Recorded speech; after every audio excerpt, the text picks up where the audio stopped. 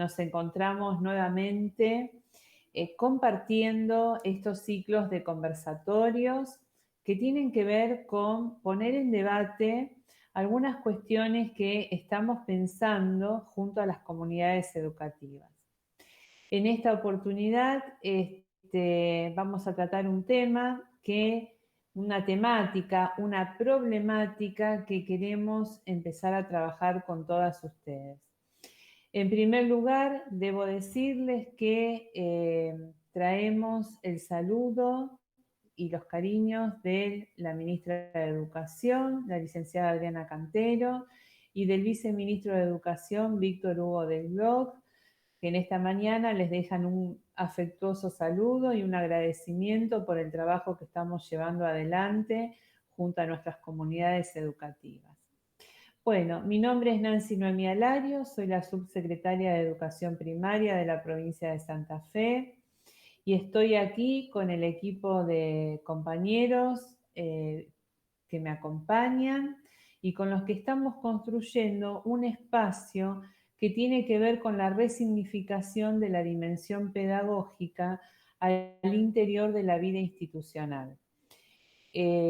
Como ustedes saben y como sobre todo quienes nos vienen acompañando en estos ciclos de conversatorios, nuestras ideas tienen que ver con seguir proyectando el debate acerca de los enfoques con los que nosotros hacemos los abordajes de las áreas o de las interáreas dentro de lo que son nuestras propuestas en la escolaridad primaria.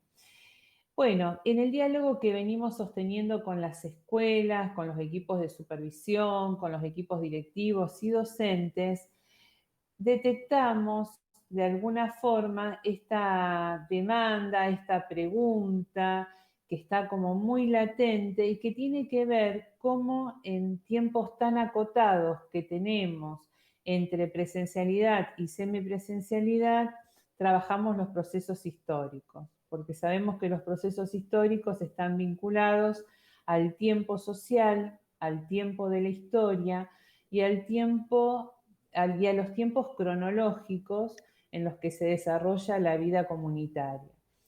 Pero también hay otra cuestión que nos ayuda a pensar estos procesos históricos, como dice nuestra propuesta de hoy, repensar el territorio en tiempos de efemérides, que tiene que ver con el espacio y el territorio o la configuración de ese espacio devenido territorio, que es el lugar donde acontece la vida de las sociedades.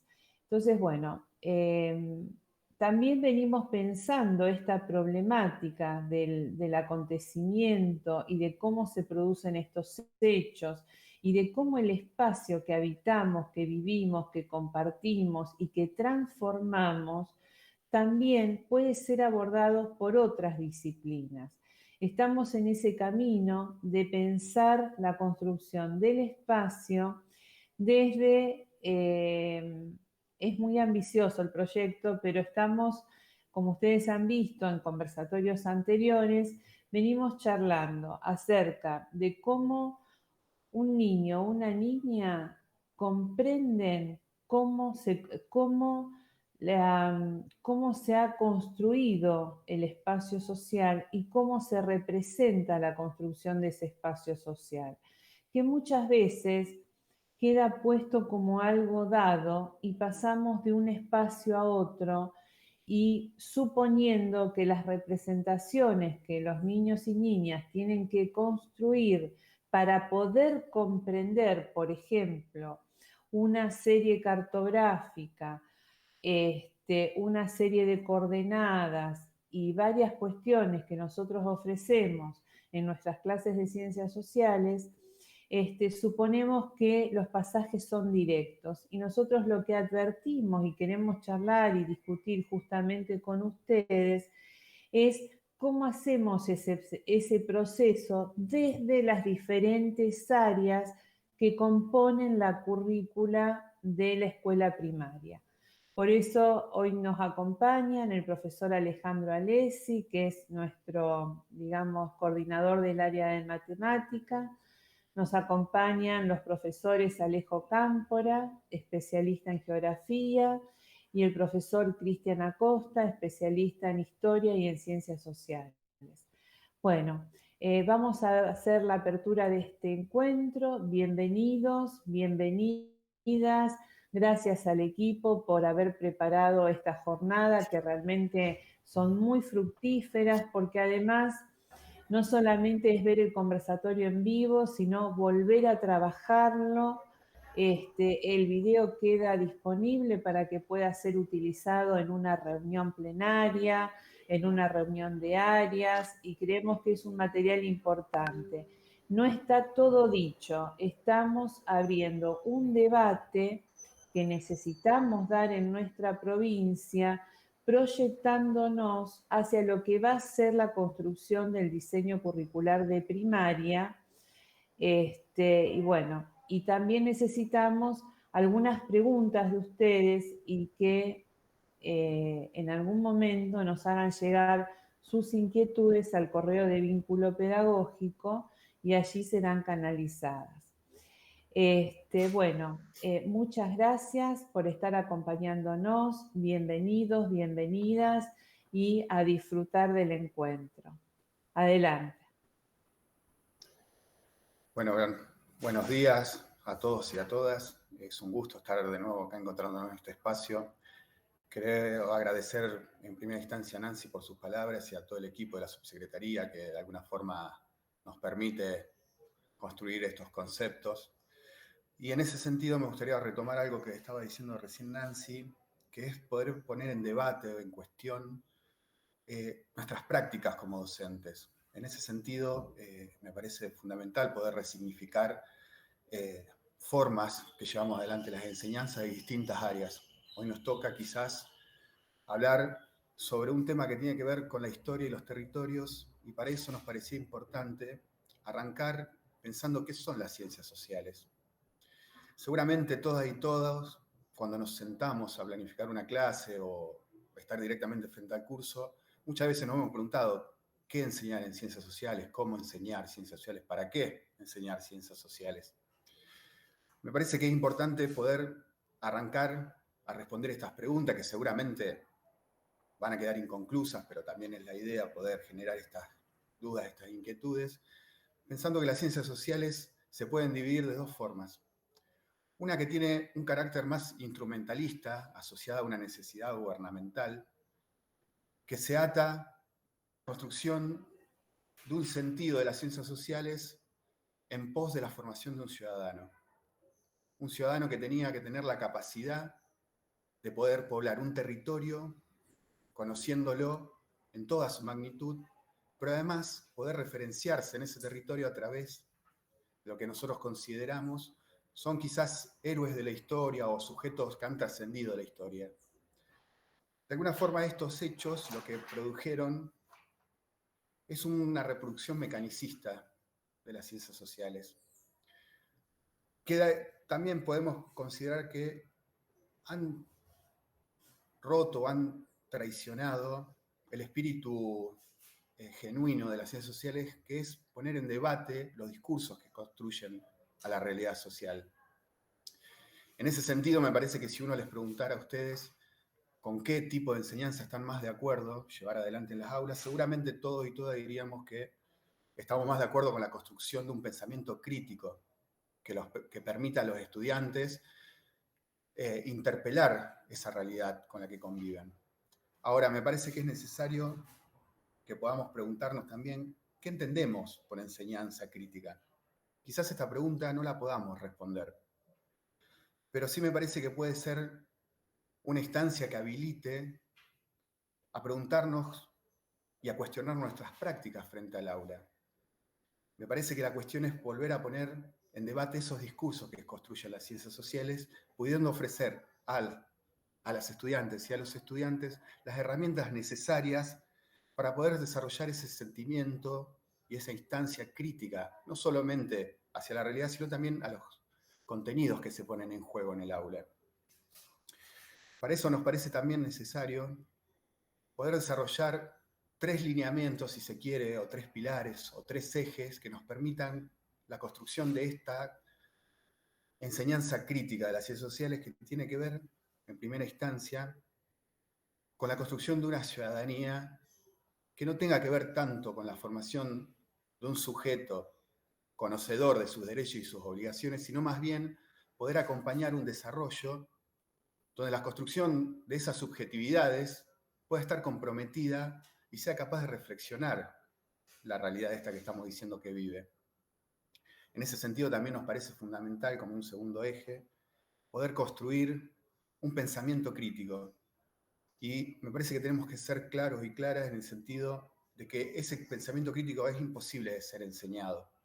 Lo que hacemos los docentes es acompañar instancias donde los alumnos puedan empezar a construir determinados mecanismos para la construcción de ese pensamiento.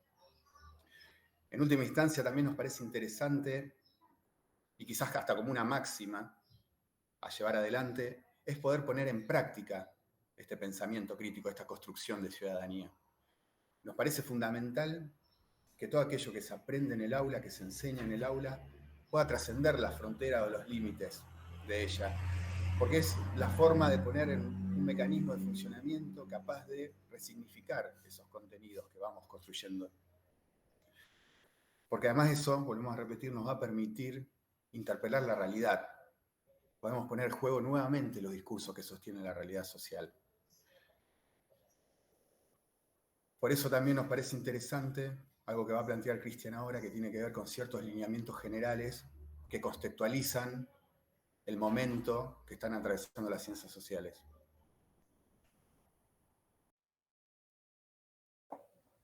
Bueno, muy buenos días. Gracias Alejo, gracias Nancy, Alejandro. Bueno, yo soy Cristian Acosta, soy de aquí del norte santafesino, también trayendo una mirada integral de nuestra provincia. Este equipo de ciencias sociales tratamos de que tenga una mirada global acerca de estos procesos históricos. Me parece que es importante también, como fui notificando a todas las escuelas, que este conversatorio está vinculado a acciones formativas que fuimos realizando en torno a diferentes fechas importantes de nuestra historia nacional, que en nuestras escuelas están encarnadas dentro de lo que son los dispositivos de las efemérides escolares. Efemérides y calendarios escolares que están establecidos históricamente en nuestras escuelas y que culturalmente ya se han naturalizado, ¿no? Y como toda práctica escolar que se ha naturalizado, también nosotros podemos identificar cuáles son las problemáticas a la hora de la enseñanza de las ciencias sociales, ¿no? Por ahí nosotros observamos, también observamos por nuestra propia experiencia, por nuestras propias prácticas, por lo que nos dicen los docentes, por las recorridas que tenemos en las escuelas, en donde estas efemérides escolares carecen de historicidad, ¿no?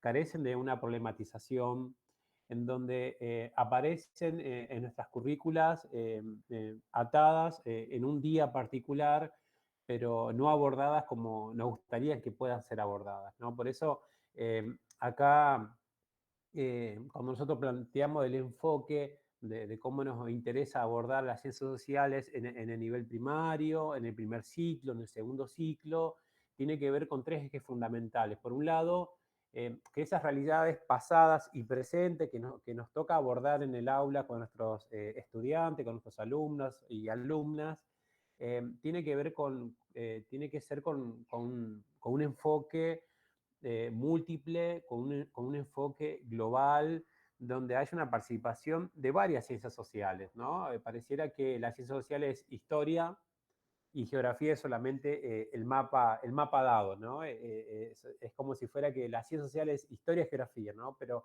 en realidad, cuando nosotros abordamos hechos históricos, abordamos hechos actuales también, tenemos que tener en cuenta las dimensiones políticas, económicas, sociales, culturales que atraviesan cada uno de estos hechos históricos.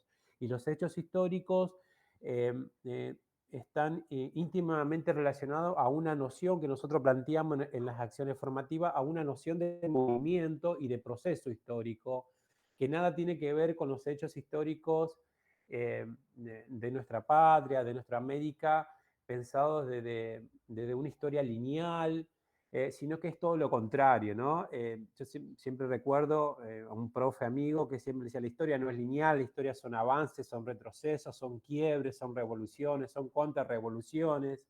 Foucault habla que la historia es un caos. Digo, por eso es importante que nos tengamos que animar a repensar y por eso lo estamos invitando a ir pensando todas esas múltiples dimensiones que acontecen en estos hechos históricos, sobre todo en las efemérides escolares que ahora vamos a ir profundizando, ¿no? El otro punto fundamental de este enfoque que estamos planteando con Alejo tiene que ver con el abordaje de las problemáticas sociales, ¿no?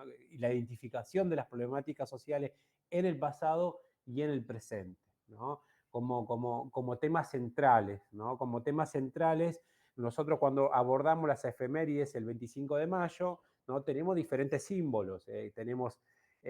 Tenemos el primer gobierno patrio, ¿no? Donde se enseña desde la primaria hasta la secundaria, en todos los niveles educativos se va enseñando cómo se fue construyendo la famosa Semana de Mayo, ¿no? Una Semana de Mayo, pareciese que en una semana se cocinó un proceso revolucionario muy complejo que en realidad había empezado con sus antecedentes muchos antes y que fue un proceso que en realidad ese primer gobierno patrio de 1810 fue un puntapié para un proceso que recién comenzaba, ¿no?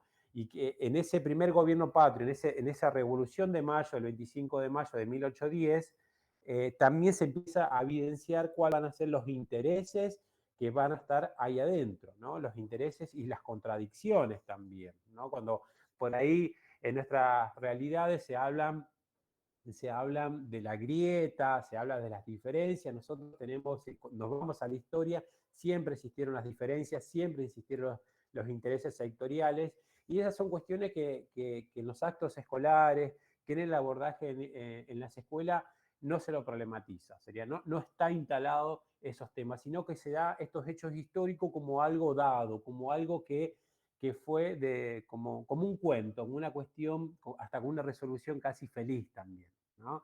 Y por último, hay otro punto más que nosotros estamos haciendo hincapié, tiene que ver con los actores sociales involucrados a estos procesos históricos, ¿no? Cuando nosotros hablamos desde el proceso histórico de 1810 hasta 1816, que son donde acontece si se quiere, todas estas grandes efemérides escolares que están instaladas en nuestras currículas, que están instaladas en nuestra cultura escolar, los actores sociales involucrados generalmente, la historia oficial lo han planteado como grandes héroes de bronce, en donde los sectores populares, en donde las mujeres, los pueblos originarios, los afrodescendientes, no aparecen en los manuales, no aparecen en la historia, ¿no? Aparecen grandes relatos universalistas, grandes relatos que están atados obviamente a una visión eurocéntrica de la historia, ¿no? Una visión eurocéntrica, lineal,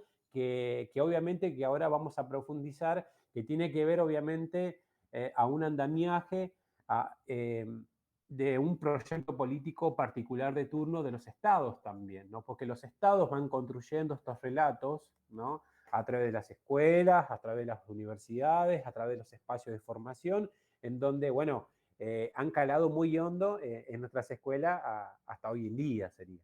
Por eso nos parecía importante, como decía Alejo, por ahí rescatar hacia dónde queremos ir con este pensamiento crítico, estos pilares que mencionaba Alejo, estas problemáticas que nosotros evidenciamos en el abordaje de las ciencias sociales de nivel primario, queríamos arrancar con esto porque nos parecía importante, porque es como identificar el diagnóstico, es como hacer un diagnóstico de dónde estamos y hacia dónde vamos a ir, sería.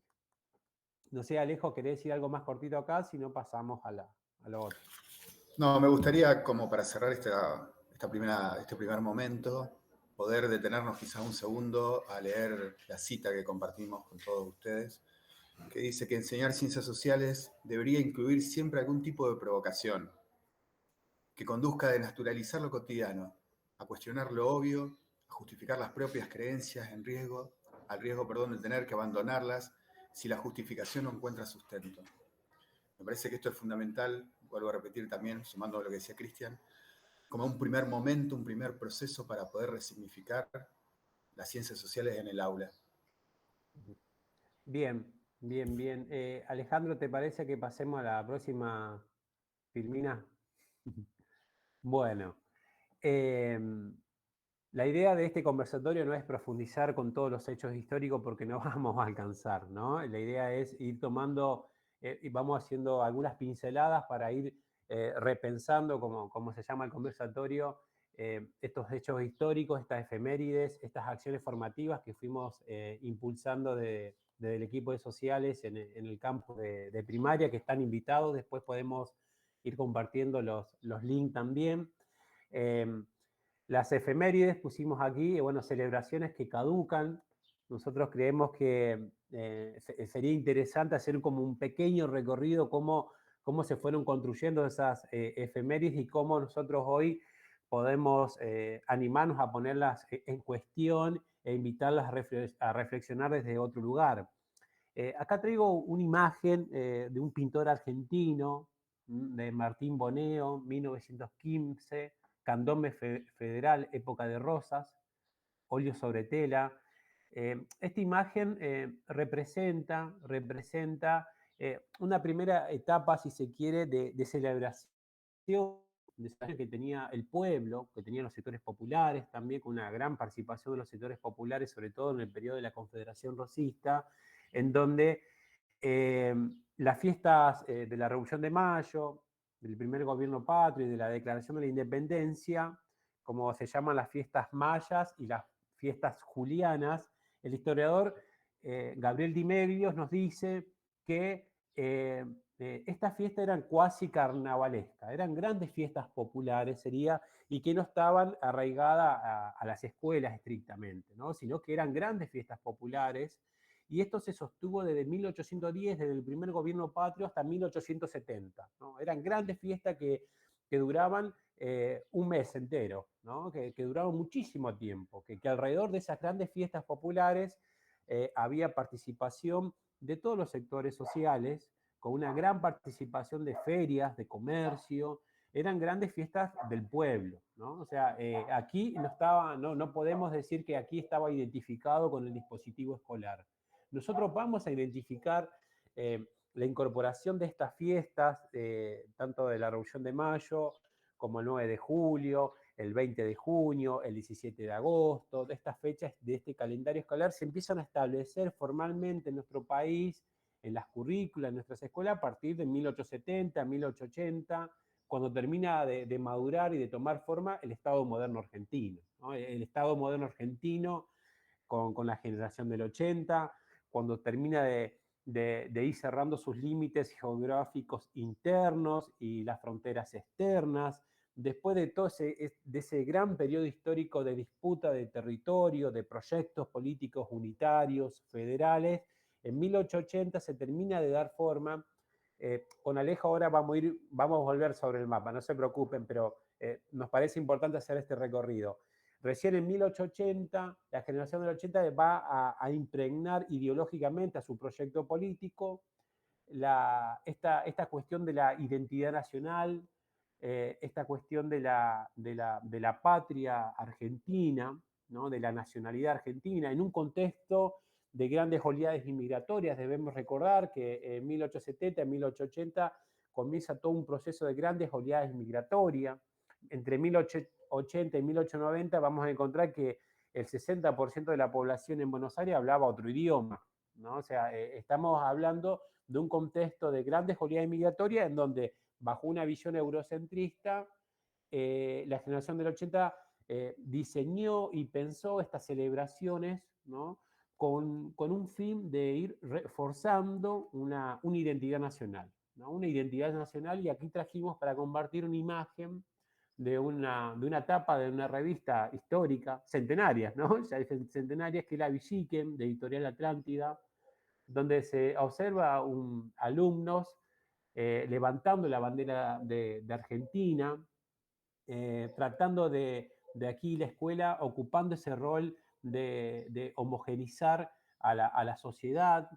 Es como, nosotros podemos identificar como el segundo momento, ¿no? El primer momento, como dijimos recién, es la etapa más de fiestas populares, de estas fechas patrias, y a partir de 1880 ya más identificado con un objetivo político mucho más fuerte, mucho más intencionado a formalizar una identidad nacional bajo un conjunto de hombres y mujeres, pero principalmente de hombres, ¿no? Porque las mujeres no van a aparecer todavía, pero sí un conjunto de hombres y figuras que van a ser instalados como héroes de bronce, como superhéroes, ¿no? En la cual todos teníamos que seguir, todos teníamos que conocer su historia, en donde esa historia fue contada desde una visión porteña, liberal, mitrista, ¿no? Y dejando afuera grandes relatos regionales, grandes relatos de mujeres, de pueblos originarios, que también fueron protagonistas de los procesos históricos, pero que van a quedar afuera de ese relato. Se va a construir un relato único y que va a perdurar durante gran parte de 1910, 1920 y durante gran parte del siglo XX, ¿no? Esa construcción de un relato único con un objetivo homogeneizador de la sociedad, ¿no? Pasamos a la otra placa. Fíjense, en comparación un poquito con la actualidad, encontramos acá un Villiquen del 2018, donde aparece un San Martín, también sigue apareciendo como un San Martín superhéroe. Al final vamos a estar hablando un poquito del general San Martín, pero también, ¿no? Se sigue repitiendo esta idea del superhombre, ¿no? Porque en realidad San Martín fue una persona de carne y hueso, ¿no? Como cualquiera de nosotros, pero obviamente con un compromiso con su tiempo fantástico sería, con todo lo que pudo lograr, pero que San Martín sin sus tropas de indígenas, de negros y de mujeres nunca hubiese podido cruzar los Andes y llevar adelante la gesta emancipatoria en Chile, Bolivia y Perú, ¿no? Por eso a nosotros nos interesa rescatar la imagen de San Martín, su rol, pero también qué hubo detrás de toda esa gran gesta, ¿no? Pero por otro lado, hoy en la actualidad también podemos identificar nuevas miradas en torno a estos procesos históricos que estamos estudiando. Y acá traigo un ejemplo de la Liga Antiprincesas, de la editorial Chirimbote. Ya hace varios años que esta editorial viene publicando hechos históricos donde las mujeres fueron grandes protagonistas y fueron ocultadas por la historia oficial y que, bueno, yo tengo una niña muy chiquita y le encanta leer todas estas historias y también forma parte, ¿no? de las nuevas miradas de las ciencias sociales, porque tiene que ver con con los protagonistas que fueron silenciados, con esos actores sociales que fueron silenciados durante muchísimo tiempo, ¿no? Aquí tenemos a Juana Zurduy, que fue una gran protagonista en el proceso revolucionario de resistencia contra el Imperio Español en el noroeste del territorio. Tenemos mujeres que fueron parte de la resistencia de las invasiones inglesas.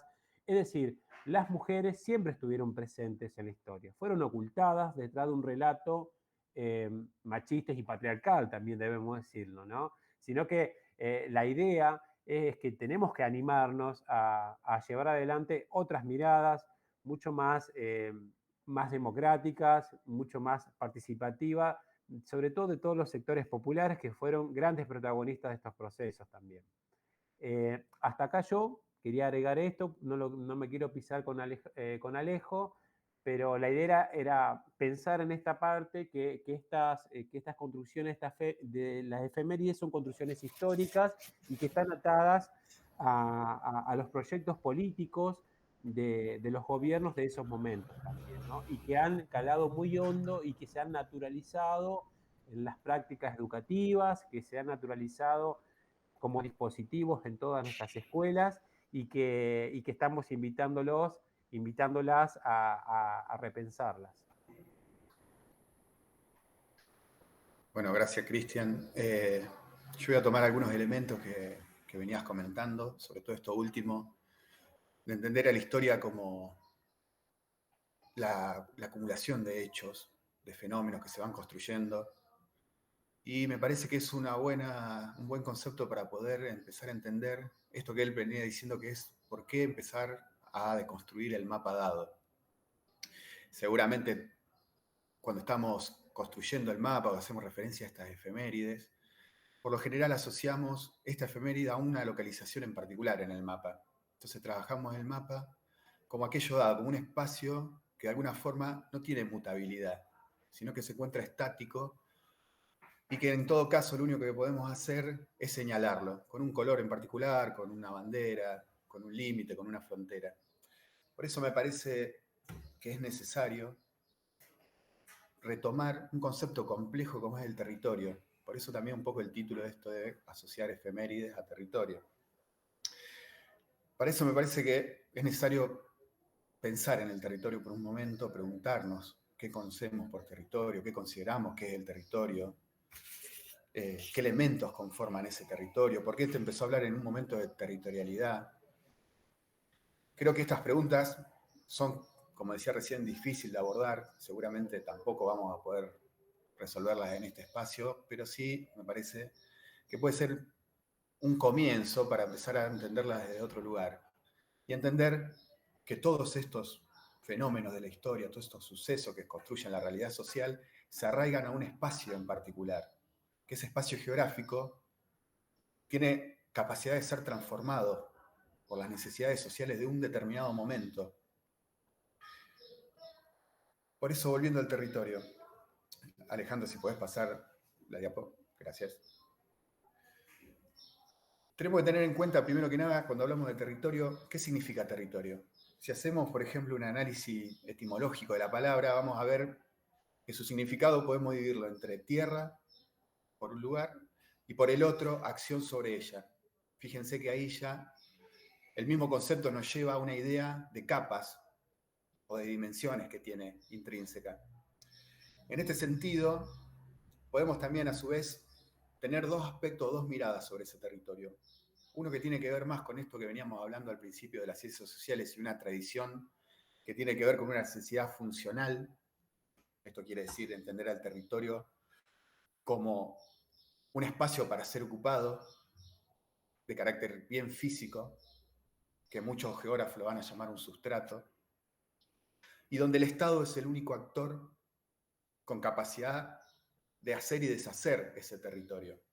Pensemos, por ejemplo, cuando enseñamos las características del territorio, lo vamos a dividir, por ejemplo, en la capacidad que tiene un Estado de ejercer soberanía sobre él. Entonces empezamos a desarrollar el espacio aéreo, el espacio marítimo, el espacio terrestre. ¿Cuál sería el problema de seguir construyendo esto? Que seguimos atándonos a conceptos tradicionales, a no poder ver la magnitud de lo que significa la construcción de los hechos sociales, de esta realidad social que venía contando Cristian. Para eso me parece interesante detenernos y pensar, por ejemplo, ¿qué es el territorio para nosotros? Hoy, por ejemplo, escuchaba temprano en la radio que hay toda una disputa sobre el territorio en Nordelta, por los carpinchos que aparecieron. Entonces hay posturas que dicen, respetemos el territorio del carpincho, mientras que los vecinos de Nordelta exigen a la intendencia del lugar alguna forma de erradicar el carpincho de esa zona. ¿Por qué? Porque seguimos atando el concepto de territorio a una idea de ocupación, al territorio como sustrato, o sea, como porción de la superficie terrestre, sin tener en cuenta, trayendo esta noticia que quizás es de color, los fenómenos que fueron haciendo que ese lugar se ocupe.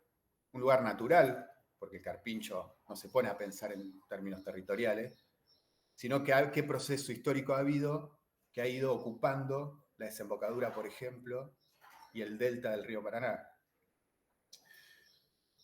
Pensemos también qué significa territorio para nosotros, en nuestra intimidad. Creo que cuando hablamos de territorio seguramente pensamos en un barrio, nuestra cuadra. Entonces, estamos asociando ese lugar a una acción. Yo pienso mi barrio, pienso mi cuadra. A esa cuadra la cargo de significados, o sea, la cargo de acción. De alguna forma esa acción construye simbolismos. Yo me acuerdo, por ejemplo, cuando era bastante chico que jugábamos a la pelota y usábamos la ventana de la casa de mi abuela como arco, que siempre nos salía a correr porque hacíamos estallar casi los vidrios de los pelotazos que le dábamos. Y siempre estaba como barrera tratar de que la pelota genere una comba con el árbol que había. Entonces ese árbol no era un árbol, no nos interesaba el árbol en sí, la naturaleza del árbol. Nos parecía mucho más interesante la construcción simbólica alrededor de ese elemento del espacio. En este caso una barrera representaba. Todo esto que te estoy planteando en realidad son debates que se van a empezar a dar recién a fines del siglo XX, bien entrados los años 80, donde se retoma esta segunda parte de la palabra que hablábamos antes, que son las acciones que se construyen sobre el espacio, permitiendo de alguna forma divorciarnos de estas ataduras a lo físico. Para eso, por ejemplo, podemos traer algunos geógrafos que van a tratar el tema. Me gustaría pensar, por ejemplo, en Claude Riefenstahl, que va a plantear que espacio precede a territorio, pero hace la salvedad de que no podemos asociar que espacio y territorio son el mismo elemento. Él va a entender, o nos va a decir, mejor dicho, que el espacio se va a convertir en territorio cuando hay una necesidad de apropiación de esa porción. Y a su vez suma un elemento más que me parece quizá lo más interesante de su aporte, que dice que el Estado no es el único actor que construye territorialidad, sino que también son las acciones de los sujetos de forma individual, pero sobre todo de forma colectiva, los que van a ir transformando este territorio y le van a dar esta impronta de acción, o sea, convertir el territorio en territorialidad. Por ejemplo, también podemos traer a Sousa, un geógrafo brasilero que en realidad va a criticar la postura de Riefenstahl, porque va a decir que de alguna forma él no termina de romper esta dicotomía entre territorio y territorialidad y no puede divorciarse en su análisis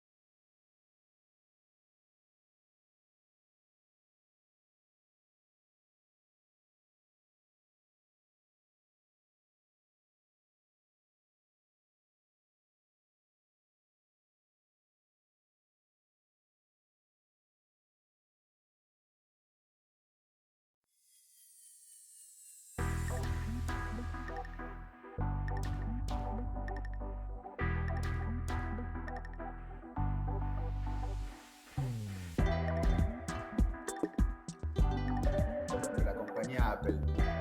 La compañía Apple ha construido toda una lógica de ocupación del espacio en relación a lo que se conoce como el Silicon Valley, que tiene formas particulares y únicas de la disputa, de ese mecanismo de poder del territorio. Creo que yo sé que son difíciles estos conceptos, estamos haciendo una primera aproximación, pero son interesantes para poder replantear las formas, como decía al principio, en cómo llevamos adelante esta pregunta que ¿qué es el territorio?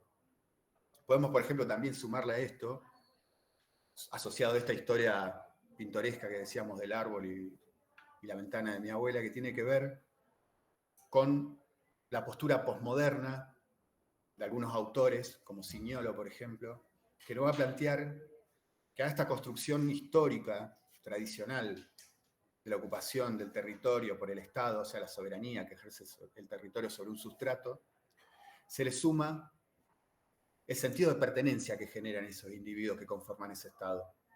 Entonces, a esto le va a sumar lo que él considera, y que muchas seguramente han sentido nombrar, que es el espacio vivido. Un espacio vivido que va a estar impregnado de estas resignificaciones que uno genera sobre ese territorio. Seguramente, como decía Cristian, cuando veíamos la imagen de las festividades mayas y julianas, la construcción de ese territorio no necesariamente tienen que ser las mismas que se generan hoy en día con las festividades. Sería muy difícil de pensar la recuperación mecánica de esas festividades. Habría que preguntarse si tiene sentido la recuperación de la festividad o la rememoranza de esos fenómenos de la historia, como puede ser la Revolución de Mayo, de las mismas características. ¿Por qué traemos a colación todo esto? Porque nos parece que esto puede ser interesante para repensar la construcción de los mapas como un mecanismo que acompañe la mutabilidad del territorio. El mapa como un objeto vivo, como un objeto que nos está transmitiendo constantemente formas de repensar la territorialidad. Para eso me parecía interesante esto que traía Cristian, que decía que esos hechos históricos van a plasmarse hasta estéticamente de forma distinta. Por eso es súper interesante esto que él hace de comparar una representación artística a principios del siglo XX y una a principios del siglo XXI. También vean, fíjense lo interesante que él planteaba, cómo también se siguen reproduciendo ciertos estereotipos. La idea del héroe inmutable de bronce también se reproduce en el mapa. Entonces seguimos reproduciendo lógicas cartográficas que son inmutables. Entonces empezamos a pensar el territorio, la producción de territorialidad en la Argentina, asociada al mapa como lo conocemos hoy en día. Y no hacemos un desarrollo más pormenorizado, una escala menor que nos permita ver cómo se construye esa realidad social y cómo se va a representar. Alejandro, si podés pasar a la otra. ¿Por qué vamos a esto y les compartimos estos dos mapas que representan una porción de la superficie? Si vemos el primero, que es un mapa de 1570, vemos lo que es la primera aproximación al territorio por parte de los españoles cuando conocen este nuevo sector de la tierra que no conocían, que desconocían. Fíjense que ahí lo que se va a ver es el Río de la Plata, que va a tener la intención de representar la necesidad que tenía la corona de empezar a ocupar un territorio que era ajeno, que además que él era lejano, muy lejano. Fíjese que ahí ya no importa tanto las proporciones, porque si vemos el Río de la Plata está desproporcionado, por ejemplo. La desembocadura no queda muy definida. Aparece quizás ahí una laguna, se podría decir que aparecen cordones montañosos que en realidad no sabemos cuán cercanos a la realidad son. En ese sentido, volvemos a esta idea de que en realidad el mapa no necesariamente tiene que representar la realidad geográfica, o sea, la realidad física, sino que muchas veces representa intencionalidades, representa acciones sobre ese sustrato. Pasemos al otro, por ejemplo. El mapa que... Te piso un ratito, Alejo, como para ampliar un poquito este mapa que estás a punto de presentar de este mapa de origen escocés de John Pinkerton, 2 años después de la independencia. Fíjense, ustedes los invitamos a ver este mapa, ¿no? Un mapa totalmente diferente a lo que conocemos de nuestra Argentina actual y de Sudamérica, si se quiere. Porque fíjense que dice, bueno, 2 años después de la declaración de la independencia, pero ¿de cuál independencia? Sería la pregunta, ¿no? Porque acá también hay una construcción en torno acerca de que en 1816 fue el hecho de la independencia de todos los pueblos, ¿no? Y en realidad no es un hecho novedoso la declaración de la independencia para América en 1816. Ya hubo antecedentes, ¿no? La revolución del levantamiento de Chuquisaca y La Paz, que era parte de todo ese gran virreinato del Río de la Plata, ya lo habían hecho en 1809, y un poquito más cerca, en la cual a nosotros nos involucra como santafesinos, como litoraleños, en 1815 se produce la Declaración de Independencia de los Pueblos Libres, en donde participó Entre Ríos, Corrientes, Santa Fe, Córdoba, Misiones y la Banda Oriental. Pero ¿qué pasa? Bueno, estos hechos históricos antecedentes a la Declaración de la Independencia en Tucumán de 1816 están alejados de la visión más centralista porteña. Y esto es importante marcarlo porque son grandes subregiones, que ahora Alejo lo va a explicar, son grandes subregiones que van a tener sus intereses, que van a tener su propia dinámica y que van a ir construyendo su propia territorialidad basada a los procesos culturales, económicos y políticos que cada región vivía, ¿no? Por eso es muy interesante ese mapa porque, si se quiere, echa por tierra esa noción de que nos independizamos y la Argentina se formó, ¿no? Por eso es importante esto, entender que la territorialidad con la historia van de la mano de un gran proceso histórico, de un movimiento de avances y retrocesos. Gracias, Cristian.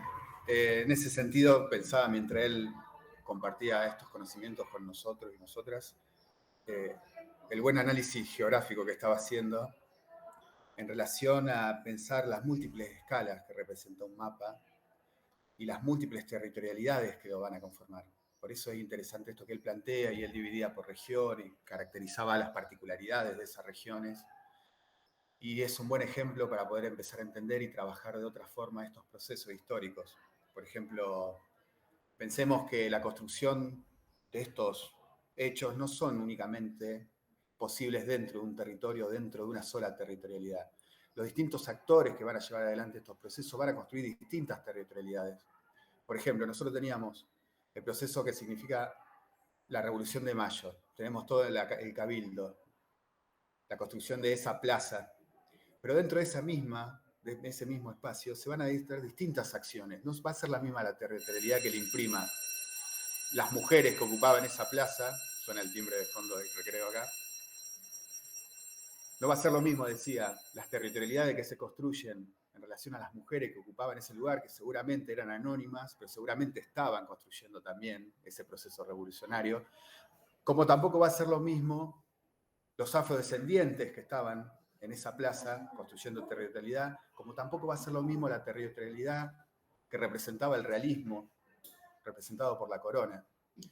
Como también tenemos que pensar, cuando hablamos de escala, como bien decía Cristian, pensar que hasta las instituciones construyen territorialidad que no necesariamente tiene que ver con esas que estamos nombrando, y por ejemplo, no va a ser lo mismo la territorialidad que construyan las intendencias, por ejemplo, la Intendencia de Buenos Aires, que las necesidades, que va a construir la gobernación de Paraguay, por ejemplo, en un momento. ¿Por qué es importante rescatar esto? Porque esto nos permite de nuevo volver a decir la capacidad de mutar del territorio. Territorios que pueden aparecer y desaparecer. Territorios que van a depender de las necesidades y de las acciones que se desarrollen en un momento. Para eso me parece interesante volver a detenernos en el mapa. Como decía bien Cristian, esto es un mapa asociado a la necesidad que tiene la Declaración de la Independencia, entonces la intencionalidad de demostrar una porción, un sustrato en particular. Y no va a tener necesidad, por ejemplo, de demostrar zonas periféricas para ese momento, como pueden ser la zona periférica que representa la meseta patagónica o los Andes patagónicos fueguinos. Porque en realidad era muy difícil de ocupar ese lugar. Pensemos también que la construcción de la frontera hereda de la corona española toda una lógica de expulsión de aquello que no es igual a nosotros. Entonces realmente la frontera se construye como límite, y si la frontera se construye como límite, quizás no es necesario representarlo. También podemos asociar de nuevo el mapa que estamos viendo de 1570, donde lo que queremos es representar un territorio, no representar la totalidad del sustrato. Pensemos en este sentido, que en este proceso revolucionario podemos dividir lo que después va a ser Argentina en 4 grandes áreas.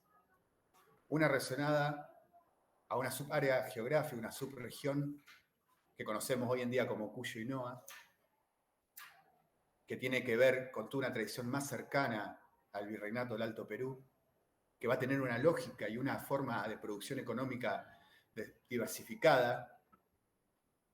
Por otro lado, una subregión que va a tomar cada vez más peso propio, que se va a ir acomodando a la demanda del mercado internacional, que es la franja litoraleña, comprendida desde Misiones hasta la desembocadura del Río de la Plata, que quizás mucho más adelante, pero que ya se empieza en esta idea que tenemos de proceso, de enseñanza de la ciencia sobre como proceso, que se va a ir conformando ya desde las reformas borbónicas, que reorganiza el territorio virreinal para poder empezar a ocupar ese lugar que después, mucho más adelante, quizás lo conocemos como la División Internacional del Trabajo. ¿Qué quiere decir esto? Poder desarrollar las ventajas comparativas de un lugar, que obviamente va a estar determinada por la ganadería. Me parece que esa producción económica va a ser central en la lógica de la construcción de esa territorialidad a futuro. Lógica territorial que todavía seguimos reproduciendo hoy en día, en pleno siglo XXI. Pensemos la centralidad, el foco de localización que significa toda el área de la llanura pampeana. Después decíamos que había otras 2 subregiones que tienen que ver en realidad con una construcción de periferia, de lejanía, de barbarie, si se quiere, que tiene que ver con la frontera hacia el sur, con la ocupación de los pueblos originarios de ese sector, que más allá de que España la reclama como propia y Argentina como país después hereda esos territorios, van a faltar muchos años para ocupación de ese lugar y para tener una necesidad de construir territorialidad, o sea, de construir acciones sobre ese lugar.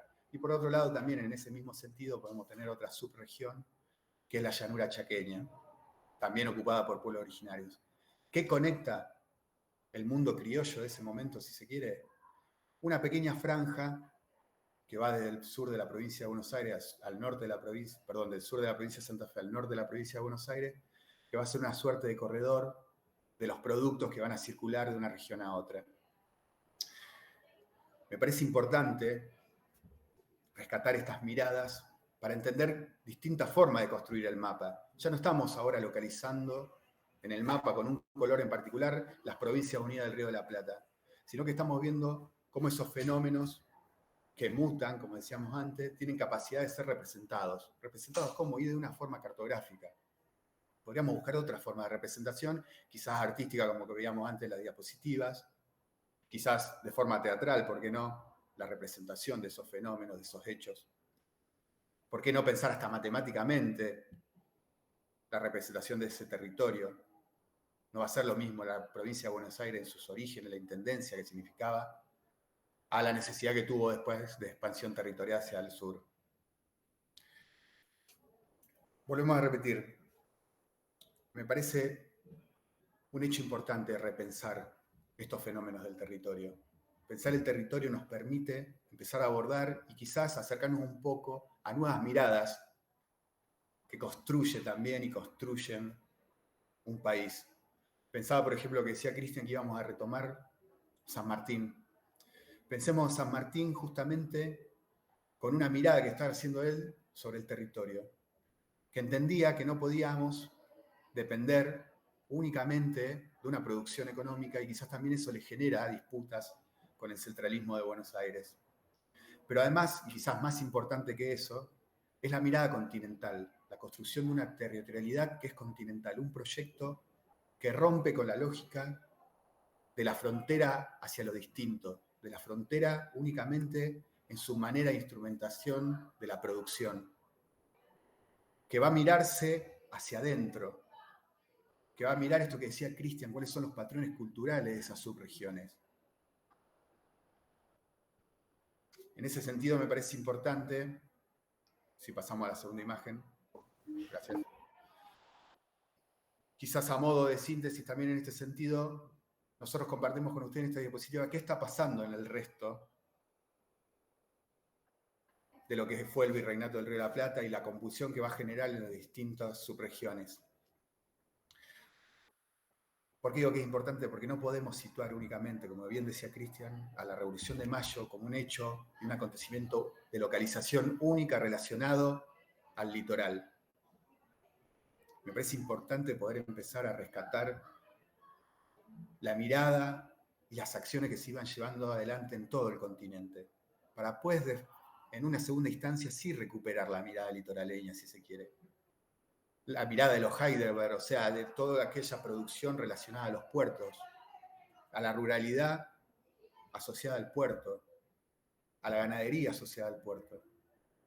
Pero hablar de eso requiere necesariamente hacer un ejercicio donde entendamos que triunfó un modo de producción por sobre el otro. Pensemos la lógica y abandono de una zona que era centro de la colonia española, como puede ser el Alto Perú, a una zona periférica en muy pocos años.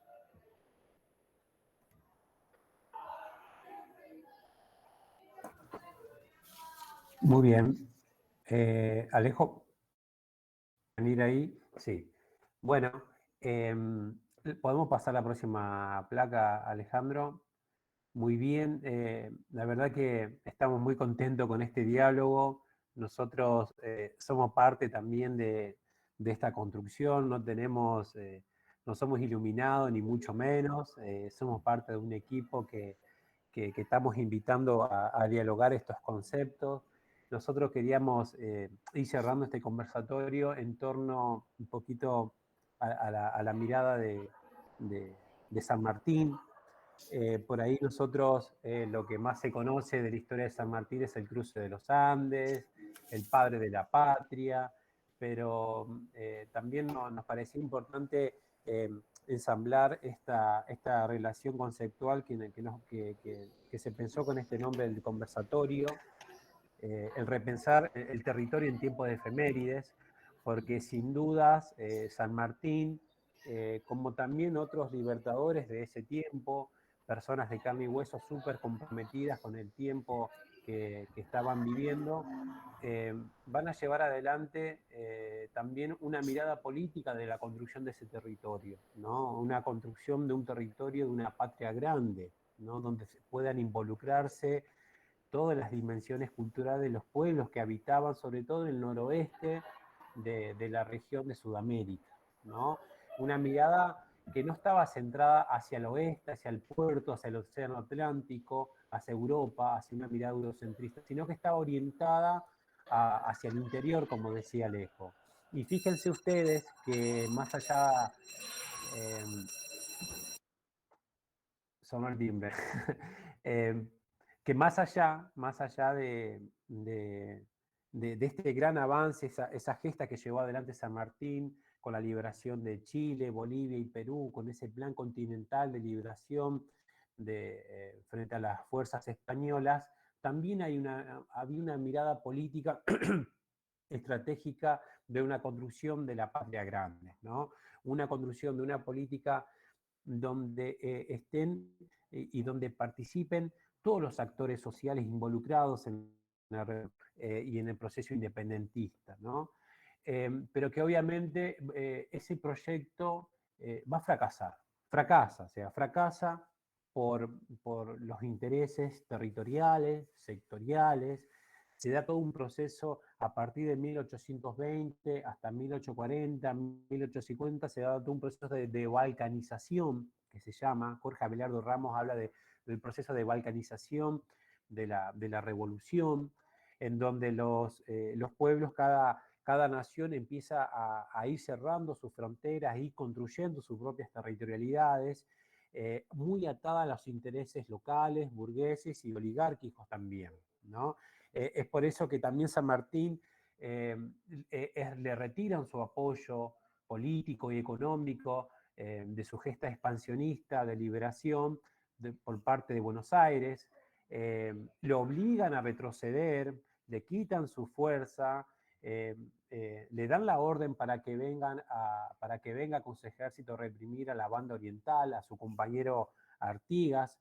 San Martín decide no hacerlo, no levantar la espada contra los patriotas criollos y decide entregar su tropa al general Bolívar en ese famoso encuentro de Guayaquil. Digo, estos intereses y estos conflictos políticos que se van a ir dando van de la mano de una nueva reconfiguración de esa territorialidad que estuvo desarrollando Alejo, ¿no?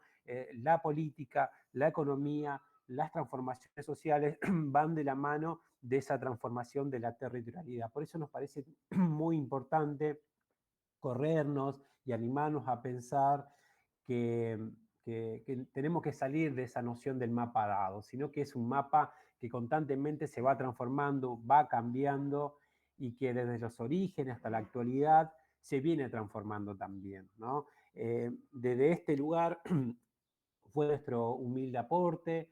Queremos dejar algunas preguntas. Queremos invitar a Alejandro también, que nos estuvo acompañando mucho a la hora de formar y armar este conversatorio, para que deje algunas preguntas, alguna reflexión para el final.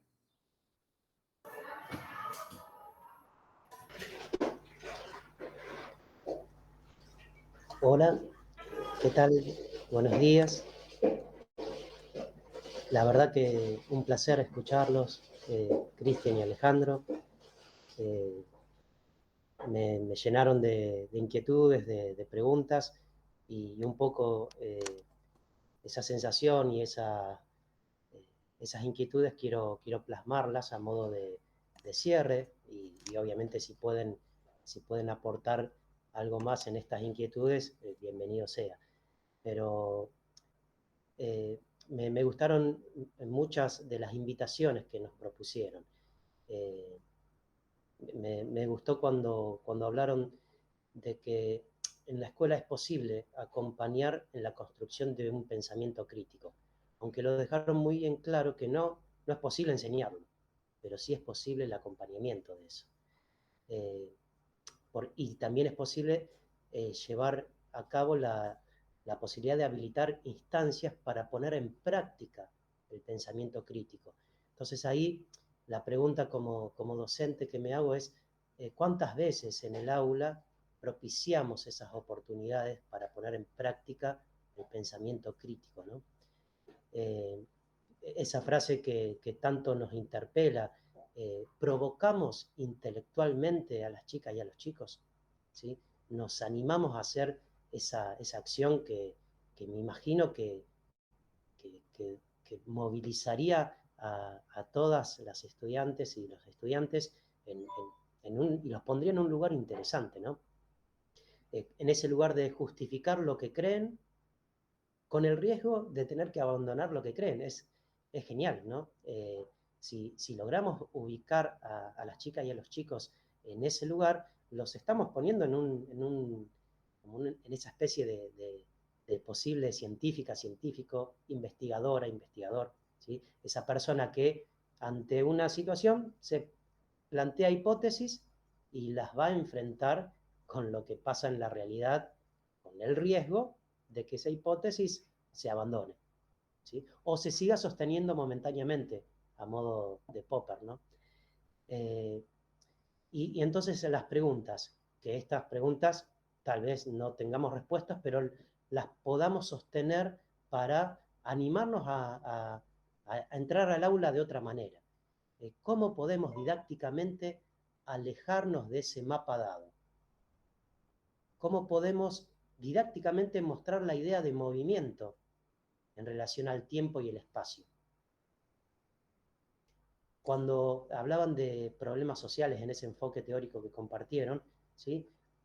Me preguntaba yo, como docente, ¿cuántos problemas vinculados con el espacio, con el territorio, he propuesto en mis aulas? ¿Cuántas problemáticas relacionadas con el territorio? porque si no propuse, efectivamente no interpelé hacia la idea de territorio. Y si no interpelé hacia la idea de territorio, probablemente la idea de territorio no apareció en los alumnos que acompañé, en las alumnas que acompañé. ¿Alguna vez brindé una idea de territorio relacionada con los conflictos, con las tensiones? ¿Sí? Si lo hice, probablemente la idea de territorio que propicié en las chicas y en los chicos fue mucho más rica que aquella que pude haber propiciado sin esa necesidad o esa posibilidad de relacionarla con los conflictos, las tensiones, el poder. ¿Sí? Y finalmente, que no es lo último, porque tendría más para poder dejar como preguntas, habló Alejo del mapa como objeto vivo. Y ahí me hizo un cimbronazo importantísimo, ¿no? Y habló de las distintas representaciones que puede tener un mapa. Entonces ahí me preguntaba, ¿no? ¿Qué les dejé ver a los chicos y a las chicas cuando les ofrecí distintos mapas? ¿Y qué representaciones de mapas les he llevado? Probablemente siempre del mismo tipo. Ninguna artística, ninguna que se vaya más allá de esas cartografías dadas, jamás interpeladas, ¿sí? Y tal vez utilizadas a modo de imágenes incuestionables, eternas, inmodificables. Así que bueno, la verdad que me voy con ganas de entrar a un aula y empezar a plantear un montón de cuestiones para habilitar pensamientos y discusiones que nos lleven a otro lugar. Agradecido enormemente de haber participado de este encuentro, Cristian y Alejo. Muchas gracias, Alejandro. La verdad que son preguntas abiertas que quedan también para nosotros, para los docentes que están acompañando ahora en el vivo, que después lo vamos a compartir por el canal de YouTube de la provincia, y decirles que este diálogo que realizamos entre la geografía y la historia también para nosotros es novedoso. Siempre a las ciencias sociales se le ha intentado segmentar y que podamos hacer este diálogo con Alejandro y relacionar los conceptos y encaminarlos en estos procesos. La verdad que para nosotros es un camino, y es un camino que viene llevando el equipo de ciencias sociales que de a poquito va a ir madurando, y con diferentes acciones formativas y con otras propuestas de otros conversatorios, obviamente. Los docentes pueden proponer, pueden sugerir, y nosotros estamos abiertos a todas esas consideraciones también. Así que de mi parte, muchísimas gracias a todas y a todos y a todes, y nos estamos viendo en el próximo encuentro. Lo mío es cortito, en realidad también sumarme a estas palabras de agradecimiento por todas y todos los que nos estuvieron escuchando. Esperemos que estas instancias movilicen, incomoden, porque me parece que esa es la forma de poder empezar a transformar las prácticas escolares que llevamos adelante en el aula. Como decía Alejandro, ¿cuántas veces hemos llevado adelante prácticas incómodas en el aula? Habría que preguntarnos. Las invito a cuestionarse, a cuestionarnos, a repreguntarse. Cuando Alejandro iba anotando las preguntas que hacía, que me parecían muy ricas, me generaban nuevas preguntas hacia eso mismo que estuvimos charlando durante este conversatorio. Me parece que ese tiene que ser un poco el espíritu. Desde ese lugar, para no extendernos mucho más, quisiera nuevamente agradecer a todos y a todos por estar ahí, agradecer a Nancy por el espacio que nos brindó, a todo el equipo de la subsecretaría que siempre está ahí poniendo el hombro y acompañando la construcción de estos conversatorios y distintas publicaciones que vamos haciendo. Agradecer también a Alejandro, que está acá acompañándonos y sosteniendo un poco en la coordinación, y siempre dispuestos a cuestionarse, a cuestionarnos. Y espero que nos encontremos en otro próximo conversatorio, donde quizás a partir de esto podamos desarrollar nuevos temas o profundizar estos mismos. Así que es un poco el cierre, me parece que ahora la tarea es salir a ver el mundo con otros ojos. Agradecemos también a Norberto por la asistencia técnica y dejamos los saludos de Nancy, que bueno, tuvo que ir a otra reunión, pero que quiso dejar el saludo a toda la docencia santafesina e invitar, como decían los compañeros, a continuar pensando en prácticas que posibiliten construcciones de pensamiento. Así que estamos en contacto. Seguramente habilitaremos otro conversatorio relacionado con el espacio. Nuestra intención es abrir una nueva mesa de conversatorio en donde estén la mirada de las ciencias sociales, de educación física, de educación artística y de matemática, ahí juntitos discutiendo un poco lo que ya en forma particular cada lugar de conocimiento ha brindado. Así que seguramente esa será la próxima convocatoria. Hasta ese momento. Chau, chau.